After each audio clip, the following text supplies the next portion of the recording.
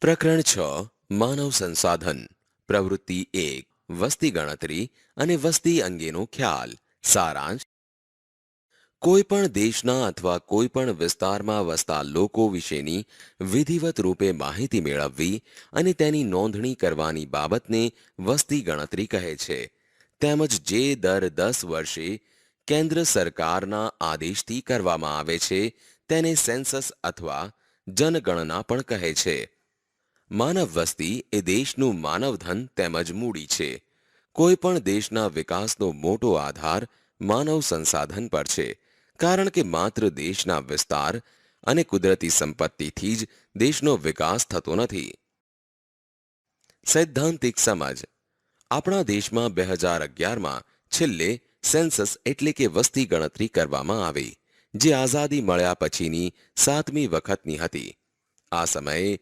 દેશમાં દરેક નાગરિકને યુનિક નંબર અને ઓળખપત્ર આપવાનું આયોજન પણ થયેલ છે જે 2011ની વસ્તી ગણતરીની વિશેષતા છે દરેક ભારતીય નાગરિક તરીકે પોતાના કુટુંબની સાચી માહિતી આપી સહકાર આપવો એ આપણી ફરજ બને છે કારણ કે દેશના આર્થિક વિકાસનો પાયો દેશની માનવ વસ્તીના કદ અને ગુણવત્તા પર રહેલો છે ઉપરાંત લોકોના આરોગ્ય શિક્ષણ કાર્યકુશળતા જેવી બાબતોની ઉત્પાદકતા વધતા દેશનો વિકાસ થાય છે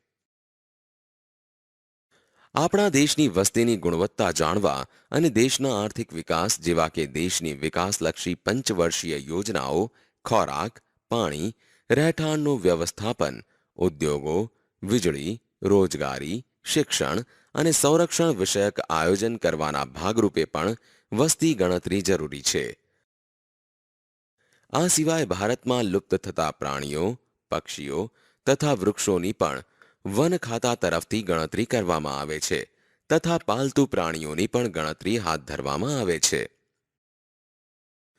ભારતની વસ્તી અંગેનો ખ્યાલ આપણા દેશનો કુલ ભૂમિ વિસ્તાર 32,87,263 ચોરસ કિલોમીટર છે જે દુનિયાના કુલ વિસ્તાર પૈકી ફક્ત 2.42% છે વિસ્તારની દ્રષ્ટિએ જોઈએ તો ભારત દુનિયામાં 7મા ક્રમે છે પણ દુનિયાની કુલ વસ્તીના 16%થી વધુ લોકોની વસ્તી ભારતમાં રહે છે તેથી વસ્તીમાં ચીન પછી ભારત બીજા ક્રમે છે માનવ શક્તિનું મૂલ્ય બૌદ્ધિકતા અને સાક્ષરતા પર રહેલું હોવાથી દેશના વિકાસમાં પ્રતિભાવંત નાગરિકો જેવા કે ડોક્ટરો કેળવણીકારો એન્જિનિયરો રમતવીરો ઉદ્યોગપતિઓ વેપારીઓ ખેડૂતો કલાકારો કામદાર વર્ગોના લોકો તેમજ સમજદાર નાગરિક એ માનવ શક્તિના સ્ત્રોત રૂપે મદદ કરે છે જેમાં યુવા ધન અને બાળકોનો પણ સમાવેશ થાય છે વસ્તી વૃદ્ધિ અને તેના કારણો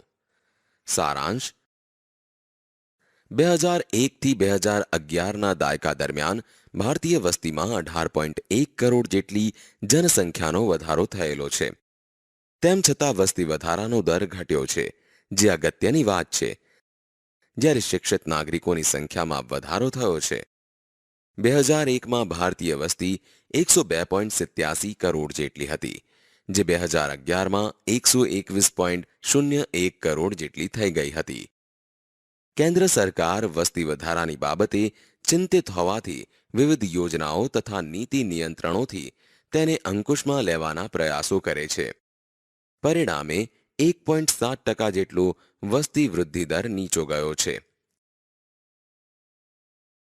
સૈદ્ધાંતિક સમજ વસ્તી વૃદ્ધિના કારણો જન્મ મૃત્યુ દરની જેમ વસ્તી વૃદ્ધિ એ કુદરતી છે પરંતુ વસ્તી વધારા અંગે કેટલાક પરિબળો જવાબદાર છે જેમાં અન્ય દેશમાંથી આવીને સ્થિર થતા લોકો ઉદ્યોગ ધંધા વ્યાપાર કે શિક્ષણ અર્થે થતું સ્થળાંતર કારણભૂત છે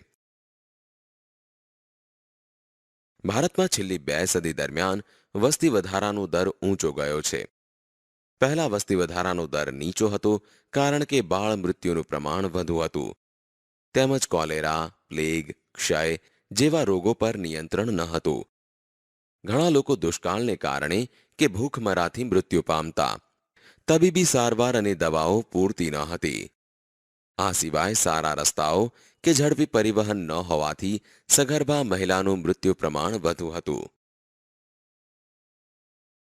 હાલમાં મોટે ભાગે પૂરતો અને પોષક આહાર મળી રહે છે. તબીબી સારવાર અને દવાઓથી ચેપી રોગો પર નિયંત્રણ મેળવી શકાય છે. તેમજ ઝડપી પરિવહન અને સંદેશા વ્યવહારની સુવિધાથી તાત્કાલિક સારવાર આપી શકાય છે. કુદરતી આપત્તિ પહેલાની ચેતવણી અને તેના પછીના વ્યવસ્થાપનથી મૃત્યુદરમાં ઘટાડો જોવા મળેલ છે, જેથી વસ્તી વૃદ્ધિ જોવા મળે છે. 1920માં સરેરાશ આયુષ્ય 40થી 41 વર્ષની આસપાસ હતું, જે આજે 63થી 64 વર્ષ આસપાસ થયેલ છે. ઉપરાંત કેટલાક કારણો જેમ કે નિરક્ષરતા, અંધશ્રદ્ધા, રૂઢિગત માન્યતાઓની પરંપરા, બાળ લગ્ન, ગરીબી, વિધવા પુનઃલગ્ન, નાના કુટુંબની આદર્શ ભાવનાના અભાવને લીધે વસ્તી વધારો થયેલો જોવા મળ્યો છે. વસ્તી વધારો થતાં કેટલીક વ્યવસ્થાપન બાબતની સમસ્યા પેદા થાય છે, જેમાં ખોરાક, પાણી, રહેઠાણ, પર્યાવરણનું પ્રદૂષણ, સંરક્ષણ, રોજગારી, ટ્રાફિક નિયમન વગેરેનો સમાવેશ થાય છે, જેના માટે કાયદાકીય જોગવાઈ પણ કરવી પડે છે. વસ્તી ગીચતા. સારાંશ: નિશ્ચિત જમીન વિસ્તારમાં દર ચોરસ કિલોમીટરે વસતી સરેરાશ જનસંખ્યાને તે વિસ્તારની વસ્તી ગીચતા કહેવામાં આવે છે. વસ્તી ગીચતા એ ભૌગોલિક, સામાજિક અને આર્થિક સ્થિતિ સાથે સંકળાયેલ છે. સૈદ્ધાંતિક સમજ. આપણા દેશમાં વિવિધ પ્રદેશો કે વિસ્તારમાં વસ્તીનું પ્રમાણ સરખું નથી. નદી કિનારાના મેદાનો, ઔદ્યોગિક વિસ્તારો, મુખ ત્રિકોણ પ્રદેશના ફળદ્રુપ વિસ્તારોમાં વસ્તી ગીચતા જોવા મળે છે, જ્યારે પહાડી પ્રદેશો, રણ પ્રદેશો કે વન્ય વિસ્તારોમાં જે તે પ્રદેશની પ્રતિકૂળતાને કારણે વસ્તી ગીચતા ઓછી જોવા મળે છે. વસ્તી ગીચતા પર અસર કરતા પરિબળો.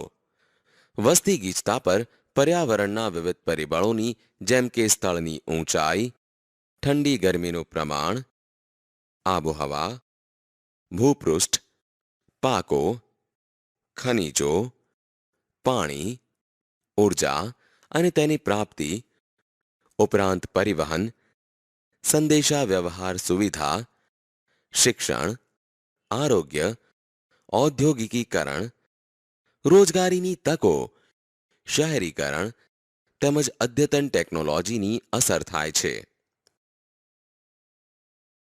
વસ્તી ગીચતાને આધારે ભારતના રાજકીય એકમોને 3 વિભાગમાં વહેંચવામાં આવ્યા છે. 1. અલ્પ વસ્તી ગીચતાવાળા એકમો. આ વિસ્તારમાં અરુણાચલ પ્રદેશ, મિઝોરમ, સિક્કિમ, જમ્મુ કાશ્મીર અને આંદમાન નિકોબાર ટાપુઓનો સમાવેશ થાય છે, જેમાં દર ચોરસ કિલોમીટરે 100 કરતાં ઓછી વસ્તી હોય છે. 2. મધ્યમ વસ્તી ગીચતાવાળા એકમો. આ વિસ્તારમાં મેઘાલય, મણિપુર, હિમાચલ પ્રદેશ, નાગાલેન્ડ, છત્તીસગઢ, ઉત્તરાંચલ, રાજસ્થાન અને મધ્યપ્રદેશનો સમાવેશ થાય છે, જેમાં વસ્તી ગીચતા 101 થી 200 જેટલી હોય છે. 3. અતિ વસ્તી ગીચતાવાળા એકમો. આ વિસ્તારમાં ઓરિસ્સા, ગુજરાત, કર્ણાટક, આંધ્રપ્રદેશ, ત્રિપુરા, મહારાષ્ટ્ર, ઝારખંડ, અસમ અને ગોવા, દાદરા નગર હવેલી, હરિયાણા, તામિલનાડુ, પંજાબ, ઉત્તર પ્રદેશ, કેરળ, બિહાર, પશ્ચિમ બંગાળ, લક્ષદ્વીપ, પોંડિચેરી, ચંદીગઢ અને દિલ્હીનો સમાવેશ થાય છે, જેમાં વસ્તી ગીચતા 200 થી વધુ છે. વસ્તીના કદ પર અસર કરતા પરિબળો. સારાંશ: વિવિધ પરિબળો વસ્તીના કદ પર અસર કરે છે, પરંતુ અહીં મુખ્ય 3 પરિબળો વિશે વિગતે ચર્ચા કરીએ. 1. જન્મદર. 2. મૃત્યુદર. 3. સ્થળાંતર. સૈદ્ધાંતિક સમજ. જન્મદર. કોઈપણ નિશ્ચિત વિસ્તારમાં દર 1000ની વસ્તીએ 1 વર્ષ દરમિયાન જન્મતા બાળકોની સંખ્યાને જન્મદર કહે છે. ભારતમાં છેલ્લા ઘણા વર્ષોથી જન્મદરનું પ્રમાણ ઘટ્યું છે, કારણ કે લોકો કુટુંબ નિયોજન અપનાવતા થયા છે, જ્યારે ગ્રામ્ય વિસ્તારમાં શિક્ષણનો અભાવ, આરોગ્ય વિષયક સેવાનો અભાવ, ગરીબી, બેકારી, પરિવાર નિયમનની સમજના અભાવને કારણે જન્મદરનું પ્રમાણ ઊંચું રહે છે. ભારતમાં 20મી સદીના પ્રારંભમાં જન્મદર 49.2 હતો, જે ઘટીને સદીના અંતે 26.1 થયો હતો, જ્યારે મૃત્યુદર 42.6 થી ઘટીને 8.7 થયો છે. પરંતુ તેની સરખામણીમાં જન્મદર હજી ઘણો ઊંચો હોવાથી દેશની વસ્તીમાં ખૂબ વધારો થઈ રહ્યો છે. મૃત્યુદર કોઈ પણ નિશ્ચિત વિસ્તારમાં દર 1000ની વસ્તીએ એક વર્ષ દરમિયાન મૃત્યુ પામનાર સંખ્યાને મૃત્યુદર કહેવામાં આવે છે. જે જન્મે છે તેનું મૃત્યુ નિશ્ચિત છે જ, તેથી મૃત્યુદરને શૂન્ય પર ન લાવી શકાય, છતાં સંશોધનો, તબીબી સારવાર, દવાઓ, રસીકરણ, રોગ નિયંત્રણ, અદ્યતન ટેકનોલોજીથી મૃત્યુદર નીચે લાવી શકાયો છે. ભારતમાં 20મી સદીમાં મૃત્યુદર 42.6 થી ઘટીને 8.7 થયો છે, પરંતુ તેની સરખામણીમાં જન્મદર ઘણો ઊંચો હોવાથી દેશની વસ્તીમાં ખૂબ વધારો થઈ રહ્યો છે.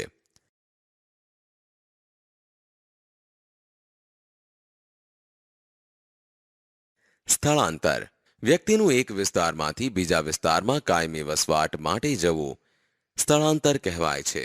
સ્થળાંતરના બે પ્રકાર છે, આંતરિક સ્થળાંતર અને આંતરરાષ્ટ્રીય સ્થળાંતર.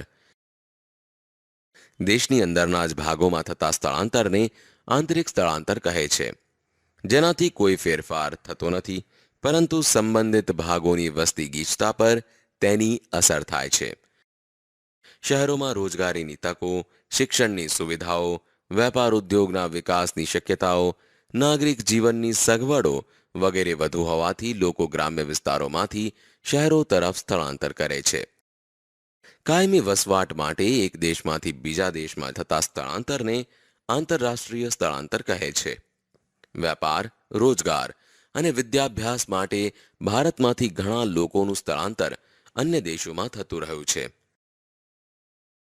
પોતાની આજીવિકા અને વિકાસ માટે માણસને વિવિધ પ્રવૃત્તિ કરવી પડે છે, જેનાથી સામાજિક અને સાંસ્કૃતિક આવશ્યકતાઓ જન્મે છે. હાલમાં ગુજરાતમાં 62% વસ્તી ગ્રામ્ય વિસ્તારમાં અને 38% શહેરી વિસ્તારમાં વસવાટ કરે છે.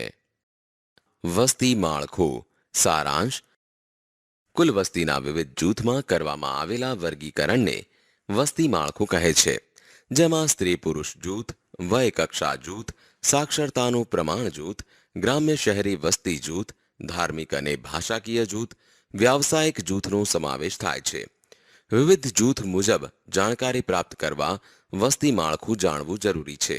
સૈદ્ધાંતિક સમજ વય જૂથ દેશની વસ્તીને 3 વય જૂથમાં વહેંચવામાં આવે છે.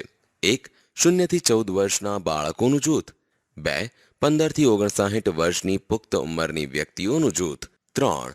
60 કે તેથી વધુ વર્ષના વરિષ્ઠ નાગરિકોનું જૂથ. આ ત્રણેય જૂથમાંથી મુખ્ય તફાવત બાળકો અને વરિષ્ઠ નાગરિકોની વસ્તીમાં જોવા મળે છે, જેમાં કુલ વસ્તીના 3 થી 4% બાળકો છે, જ્યારે 7% જેટલા વરિષ્ઠ નાગરિકો અને બાકીના પ્રૌઢો છે. વિશ્વ કક્ષાએ જાપાનમાં વરિષ્ઠ નાગરિકોનું પ્રમાણ ઊંચું છે. જાતિ પ્રમાણ નિશ્ચિત પ્રદેશમાં દર 1000 પુરુષોએ રહેલી સ્ત્રીઓની સંખ્યાને સ્ત્રી પુરુષ પ્રમાણ કહે છે.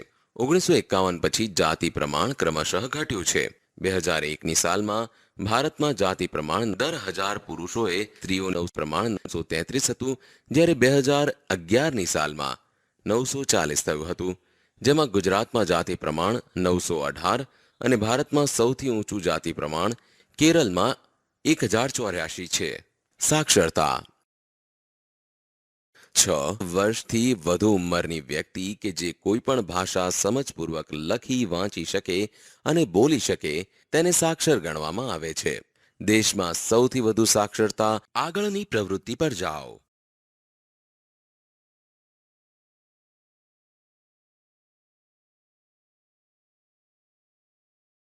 વસ્તી માળખું કુલ વસ્તીના વિવિધ જૂથમાં 6 વર્ષથી વધુ ઉંમરની વ્યક્તિ કે જે કોઈ પણ ભાષા સમજપૂર્વક લખી વાંચી શકે અને બોલી શકે તેને સાક્ષર ગણવામાં આવે છે. દેશમાં સૌથી વધુ સાક્ષરતા 93.91% કેરળમાં છે અને સૌથી ઓછી સાક્ષરતા 63.82% બિહારમાં છે. ગુજરાતમાં સાક્ષરતાનું પ્રમાણ 79.31% છે. કોઈ પણ દેશના વિકાસનો આધાર તેના સાક્ષરતા પ્રમાણ પર રહેલો છે. સાક્ષરતા એ વસ્તીની ગુણવત્તા અને સામાજિક વિકાસને માપવાનો મહત્વનો માપદંડ છે અને દેશના આર્થિક વિકાસની ચાવી છે. ભારતમાં સાક્ષરતાનું પ્રમાણ ક્રમશઃ વધતું જાય છે, જે સારી બાબત છે. ભારતમાં તેનું પ્રમાણ ઈસવીસન 1901માં 5.35% હતું, જે વધીને હવે 2011માં 74.04% થયું છે. વ્યાવસાયિક માળખું. સારાંશ. દેશની કુલ વસ્તીમાંથી વિવિધ વ્યવસાયમાં રોકાયેલા લોકોને વ્યવસાય જૂથમાં સમાવી શકાય તેમાં 1 કામ કરનાર જૂથ અને 2 કામ નહીં કરનાર જૂથ એમ 2 ભાગ પડે છે. દેશમાં ઝડપથી થતા ઔદ્યોગિકીકરણથી કામ કરનાર જૂથ વધતું જાય છે. સૈદ્ધાંતિક સમજ. લોકોના વ્યવસાયોને 3 વિભાગમાં વહેંચવામાં આવ્યા છે. 1 પ્રાથમિક કક્ષાના વ્યવસાયો, 2 દ્વિતીય કક્ષાના વ્યવસાયો, 3 તૃતીય કક્ષાના વ્યવસાયો. પ્રાથમિક કક્ષાના વ્યવસાયોમાં કૃષિ, પશુપાલન, માછીમારી, જંગલમાં લાકડા કાપવા, ખનિજ ઉત્પાદન કરવું વગેરેનો સમાવેશ થાય છે. દ્વિતીય કક્ષાના વ્યવસાયોમાં કાચા માલમાંથી પાકો માલ નિર્માણ કરતા હોય તેનો સમાવેશ થાય છે. તૃતીય કક્ષાના વ્યવસાયોમાં સંદેશા વ્યવહાર, પરિવહન, બેન્કિંગ સેવાઓ, શિક્ષણ અને તમામ પ્રકારની અન્ય સેવાઓનો સમાવેશ થાય છે. વસ્તીમાં પરિવર્તન.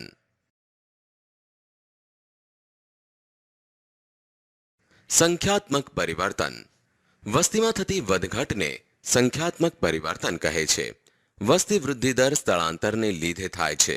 ઉપરાંત ભૂમિહીન લોકોની સ્થિતિ, ઓછું જમીન પ્રમાણ, શહેરીકરણ તેમજ સામાજિક અને વહીવટી કારણોસર વસ્તીમાં વધઘટ થાય છે. ગુણાત્મક પરિવર્તન. વ્યક્તિના વિચાર અને સ્વભાવ, રહેણીકરણી, જીવનશૈલીમાં આવતું પરિવર્તન એ ગુણાત્મક પરિવર્તન છે. તે માટે ખંત, ઉદ્યમ, રાષ્ટ્રીય ભાવના, ઉત્સાહ, સાહસ વગેરે જેવા જવાબદાર કારણો છે, જેનાથી વ્યક્તિના વૈચારિક, સામાજિક, સાંસ્કૃતિક જીવનમાં કેટલાક પરિવર્તનો થાય છે. ભારત સર્વધર્મ સંભાવ ધરાવતો દેશ હોવાથી દરેક ધર્મની પ્રજા વસે છે, જેમાં હિન્દુ ધર્મની પ્રજા સૌથી વધારે છે. ભારત ઘણો વિશાળ અને વિવિધતા ધરાવતો દેશ હોવાથી અનેક ભાષાઓ અને બોલીઓ બોલાય છે. બંધારણ મુજબ હાલ 22 માન્ય ભાષાઓ છે. હિન્દી અને અંગ્રેજીને સત્તાવાર ભાષાનો દરજ્જો આપવામાં આવેલ છે. માનવીનું આરોગ્ય એટલે કે શારીરિક, માનસિક, આર્થિક, સામાજિક અને આધ્યાત્મિક તત્વો સાથેની સમૃદ્ધિને આરોગ્ય કહી શકાય. વસ્તી નીતિ. દેશનું માનવ સંસાધન શિક્ષિત, તાલીમબદ્ધ, સ્વસ્થ અને શક્તિશાળી હોય તો તે દેશના વિકાસમાં મોટો ફાળો આપે છે. તેની સંખ્યામાં અસામાન્ય વધારો થતો અટકે અને તેનો યોગ્ય વિકાસ અને ઉપયોગ થાય એ માટે સરકારે વસ્તી નીતિ નક્કી કરી છે. જન્મદર ઘટાડી વસ્તી વધારાને રોકવો એ આપણી વસ્તી નીતિનો મુખ્ય હેતુ છે. આ સિવાય સર્વાંગી વિકાસ સાધવો, જીવન ધોરણમાં સુધારો કરવો, મૃત્યુદર ઘટાડવો વગેરે અન્ય હેતુઓ છે. 2000ની સાલમાં ભારતની સંસદમાં જાહેર થયેલી વસ્તી નીતિના હેતુઓ આ મુજબ છે. 1. 2045 સુધીમાં જનસંખ્યા સ્થિર કરવી. 2. કન્યાઓને 18 વર્ષ પછી જ લગ્ન કરવા પ્રોત્સાહન આપવું. 3. બાળ મરણનો દર ઘટાડવો. 4. કુટુંબ કલ્યાણ અને સંતતિ નિયમન અંગેની સેવાઓનું સાર્વત્રિકરણ કરવું. શારીરિક માનસિક સમૃદ્ધ નાગરિક એ જ સમૃદ્ધ દેશ. વિદ્યાર્થીઓ, આ પ્રકરણ અહીં સમાપ્ત થાય છે.